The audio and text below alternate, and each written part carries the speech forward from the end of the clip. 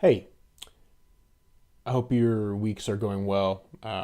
This is the first video I've made since coming back from Disney World last week. It was a great vacation, had a really good time.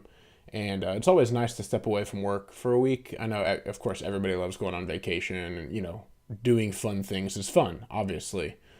But it's always nice for me to step away from work for a week or so and and just kind of forget about things and not really, just kind of reset. Just sets a mental reset button a little bit. That I love the routine. I'm a busy person. I've got work, like everyone else, and then I'm the youth leader at my church, and so I'm busy 12, 16 hours a day sometimes, and so it can get hectic. And so just to take a time kind of to get out of that routine is always nice, and it's obviously an added benefit if you're doing something fun. Sometimes sickness just does that to you, and obviously being sick is not fun, but having that sort of reset where you're forced to back away can be rewarding. And so that's what this past week was for me. It was really good. Um, when I came back, I was having a couple conversations and dealing with a couple things, and I came across an issue that I've been wrestling with for a long time. A situation in various coaching scenarios that I've run into both through Lifeway Social and otherwise, in the past when I've been coaching people. And I've thought about writing about it for a long time, but I've never actually done it, because it can be kind of a controversial issue. It can be a divisive issue. And but then I finally decided to do it. And I knew I was going to at some point. I just needed the kind of the motivation, the kick in the pants to get going. And I had that this past week. And so I decided to write this article called Christian Leaders Are Purchasing Artificial Influence on Facebook, Why It Matters, and How to Recognize It. Um, I have people that I know, friends, I guess, acquaintances that do this. And so that's why I knew it was going to be a hard article to write.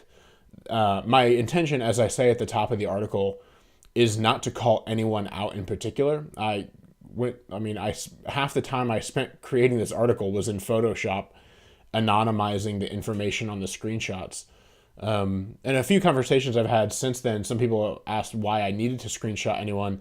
And it's a practice that's kind of hard to talk about if you can't show examples. So I just had to show examples. And I've had people DM me on Twitter, asking for the names of people who I anonymize their stuff and trying to guess and stuff like that. And I understand the interest in wanting to do that.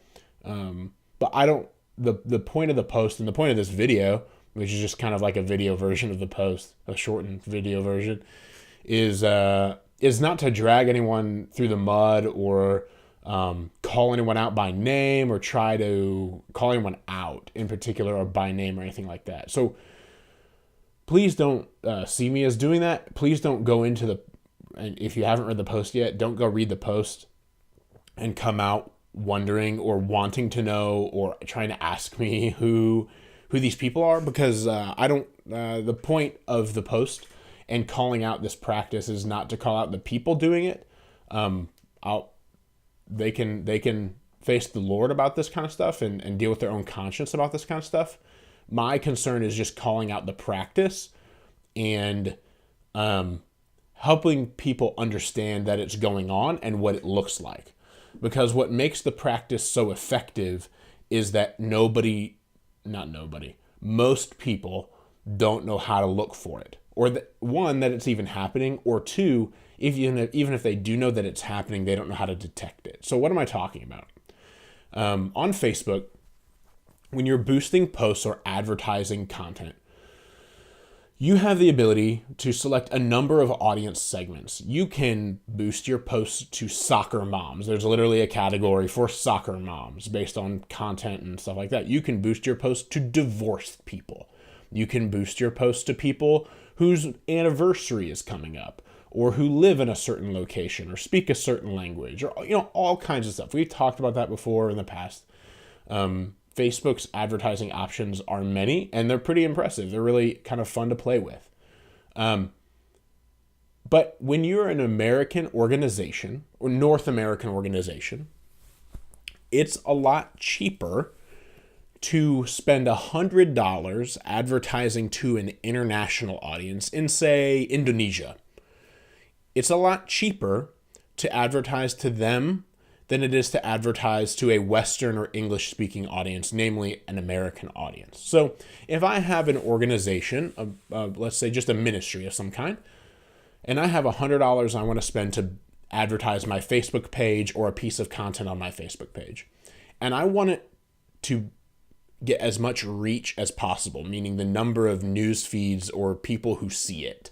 Not necessarily engage, but see it. The way to do that with my $100 is to boost it to international people, not American people. You get more eyes internationally than domestically with an American audience. Why? Because Facebook understands that for an American organization, international attention usually is less important or less valuable than domestic attention. So Burger King. Obviously, Burger King is a worldwide organization. Burger King advertising in the United States is going to cost them more per person or per reach or per engagement than it would be to boost content or advertise in India, because the demand is higher domestically. I think we all kind of understand that. And if you don't, I hope that helps. And if it doesn't, I talk about it more in the post. So if you want to make your Facebook page look as though you have a lot of followers and are quote unquote influential or popular or famous or whatever you want to call that, the most effective way to do that is to boost your content or advertise internationally. What that does is it gets a lot of people to like your page, so it looks like your page has a ton of people, thousands, tens of thousands, hundreds of thousands, maybe even 1 million likes on your Facebook page, and you were paying to boost your content or advertise your page internationally. That's how you got so many people to like it. Now, this is such a complex issue to try to unpack in a video. Boosting internationally is not bad. If you've got an international ministry or you're got an international company, or you've written a book that's translated in multiple languages, or you have an obvious interest in reaching people all around the world, do not hear me saying boosting internationally is bad or unethical or anything like that. But what is running rampant in a lot of Christian leader circles, from my experience, is that there are people who are boosting their content to international audiences, not because their ministry, church, or otherwise that they're boosting is necessarily geared toward or targeted for those international audiences, but because by boosting to those international audiences, they can get more likes on their page and, from a surface level view, look like a very influential institution or individual by someone who doesn't know any better. So when you go to a Facebook page, if you search someone in Facebook and find their Facebook page, and they have 800,000 likes on their Facebook page, and there's someone in a similar space, let's say you're trying to look for someone who creates family discipleship resources. I don't know. That's just a category. And you find one organization that has 800,000 likes that does family discipleship. And then you find another organization that has 100,000 likes. And you've never heard of either one necessarily. You're going to inherently, probably, see the one with 800,000 likes as more reputable, influential than the one that has 100,000 likes. That's just basic sociological logic. If you see someone, it's called social proof.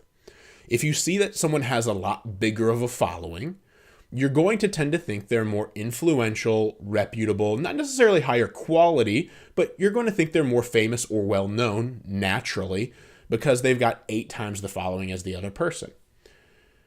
And so this is why I get so fired up about this issue. Well, there are a number of reasons, but the main reason is through Lifeway Social or other coaching avenues that I've had in the number of years that I've been coaching people, I have come across pastors or churches or organizations that do not have an international interest, meaning they're trying to reach people in America, for instance.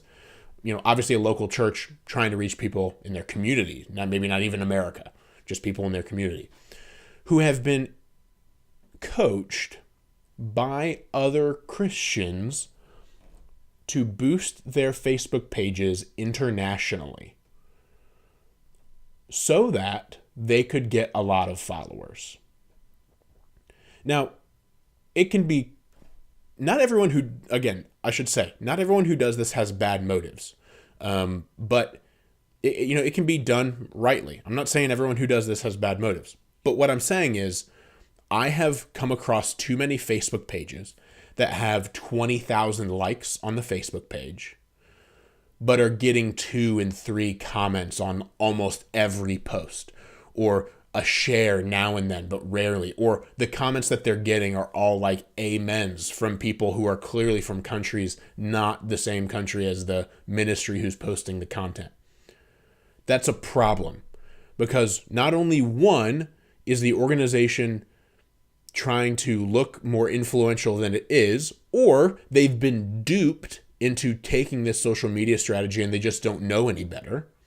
And 3, a Facebook page is only as effective as the engagement that it gets. You could have 3 million likes on your Facebook page, but if only 1,000 people a week engage with your Facebook page, having 1 million or 2 million or whatever isn't really that valuable. It's like an email list. You could have an email list of 100,000 people, but if your open rate is 10%, then your email list is effectively only around 10,000 people, quality people. Not quality as in like good people, but people who actually engage. Same thing with a Facebook page. If you have 1 million likes on your Facebook page, but you're regularly getting maybe 300 engagements on a post, you don't really have 1 million likes on your Facebook page. But this is where it becomes problematic. People get book deals, get jobs, get all kinds of other influential people things. They get paid money to post about stuff or advertise for stuff because they've got these big followings, because the people who are paying them to advertise for this book or whatever, or paying them to do their social media, or hiring them for a job, or giving them a book deal, they don't look at the engagement. Most people don't know to look this far because they don't know this practice is even happening. They go to a Christian leader's page, they see 900,000 Facebook likes, and they say, well, of course these are legitimate. This person's a good guy or a good girl. I trust them. I assume that these things are all legit. But then the book comes out and it doesn't really do that well, or the social media strategy doesn't really work, or whatever. I've seen far too much of, basically, honestly, I've been called in to help people with social media strategy, and I've run into this, and I've basically had to tell people to blow up their Facebook page or deal with the fact that they have a kind of broken Facebook page, because they look like they've got 30,000 likes, but they really only have 500 people from the United States and only 10% of people who even speak English or whatever. And the Facebook page is basically dead on arrival. And so I feel like I've had to clean up the mess of a lot of these things, which is bothersome to me. And that's what kind of motivated me to write this post and finally call this out. And this has turned into a really long video, but it was a really long blog post, and it took me a long time. And I just wanted to, I guess, create a video version of it in case you didn't read it or you didn't understand where I was coming from. I hope this has been a little bit better of an explainer. I hope you hear my heart in it, that, again, man, I'm not trying to call out the people who are adopting this strategy. That's not the goal. Like I said, if they can put their head down and sleep at night, and if they can reconcile this with the Lord and that they really think their motives are pure in doing it, that's fine. My goal is just to educate you, the social media user, and perhaps the person who needs social media help, don't take this strategy. It doesn't work. It will make your page look like it has a lot of legitimacy, which if that's what you're going for, Lifeway Social is not the place for you.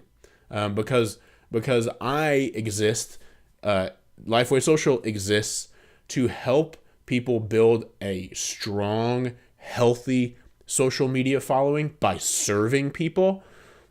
Lifeway Social does not exist to help people build a social media presence that looks important, but isn't actually delivering value to their target audience. So I hope that makes sense. I hope I don't come across as malicious. I hope I do come across as frustrated and upset that this is even an issue that I have to talk about and that I feel compelled to talk about. This is something I just really feel convicted to talk about, and I hope that comes through, and that it's not from a place of malice or disdain necessarily, but I am concerned, and it's something that, because I see it happening and I see so many people being blind to it, I felt the need to call out. So I hope you've heard me out. Obviously, this is a long video, but I hope you have a good weekend. I hope this week's email has been helpful for you. It was such a joy making it again this week, getting back into the swing of things, and I will talk to you again soon.